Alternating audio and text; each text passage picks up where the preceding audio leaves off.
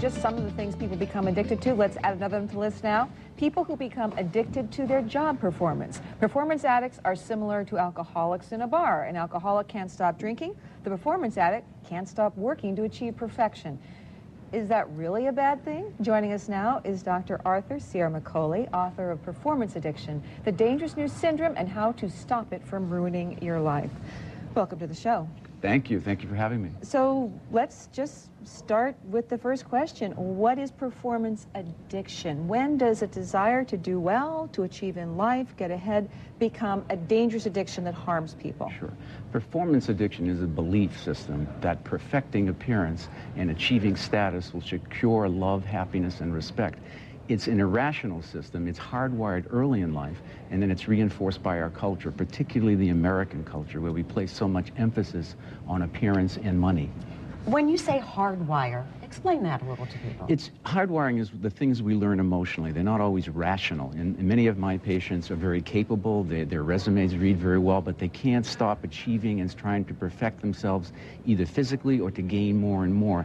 They realize it's irrational, but it's something that's hardwired in the emotional part of the brain very early in life, which is that you start to believe. It's like a religion, you know. All religions have their myths. And in this religion, the myth is that people start to believe that perfecting themselves physically, and they learn that early on in their own families, and to achieve and to do more is what will bring them esteem and respect from other people.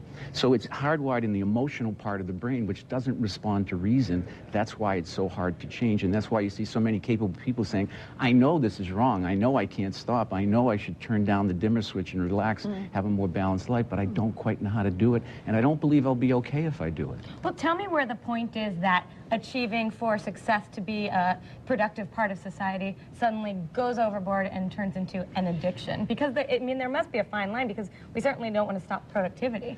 We want people to reach their potential. There's nothing wrong with reaching your potential. There's nothing wrong with performing well. And there's nothing wrong with caring about your appearance for health reasons.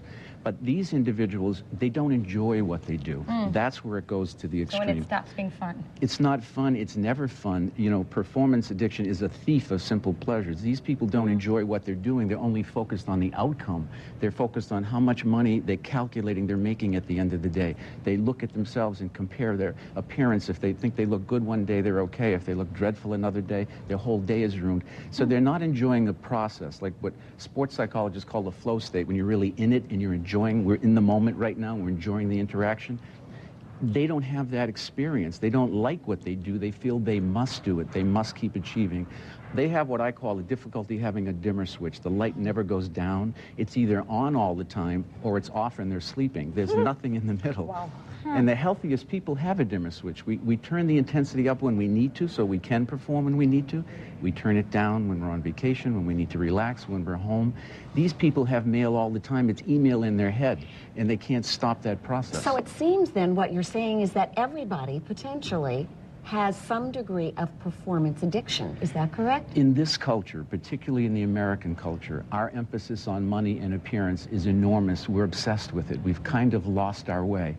And our collective mood in this country is clearly worsening. Depression rates, suicide rates. Even among kids from age 4 to 14, we have studies that are indicating they're up 60%. Domestic violence is up. The World Health Organization rated countries for the last 12 months. The United States came in first in stress disorders, anxiety disorders, and mood disorders. I'm getting anxious just thinking about it. Viewers, I want to give you the opportunity to call and talk about this with Dr. Ciaramicoli at 1-800-304-3668. Share experience, asking a question. What can we do? In your work, you talk about returning to the scene of the crime. What does that mean, number one? And then number two, for a lot of people, if it means, you know, going into therapy, they'll resist, they don't feel they can afford it. How do you return to the scene of the crime and start fixing this? Returning to the scene of the crime, and I have it, you know, in the beginning of performance addiction, we have that quiz which really allows people to locate where it began. And you have to really discover, when did you start believing that performance would bring you love and respect? Who taught you that? How did it come about that you learned that? That's number one.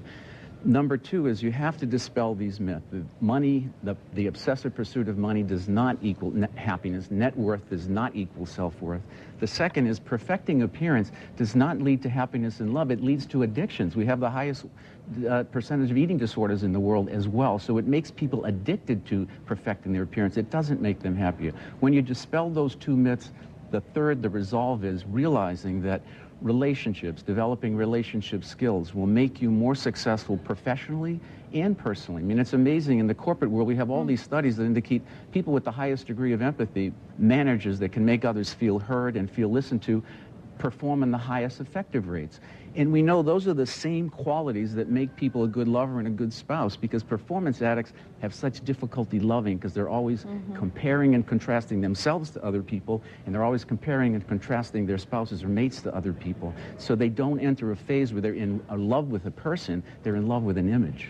One quick thing, you said the conclusion, and I want to play a little devil's advocate here. Okay. Is the conclusion that if you have any degree of performance addiction, that it is solely because you are seeking love, happiness, and approval from others? That seems harsh.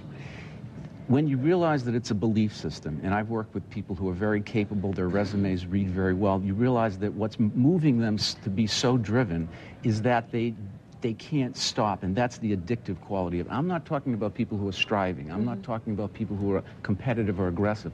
But this is a belief system. It's like a religion, and it makes people miserable. So it's an extreme form that is causing that kind of misery in our country right now, and I do believe it's rampant. Well, rampant indeed, but good to know that you can take steps, you can start, you can change it. Dr. Ciaramicoli, Arthur Ciaramicoli, Performance Addiction, I guess that's one way people could start. Read the book. That'd be a good idea. Thanks very much. Thank you.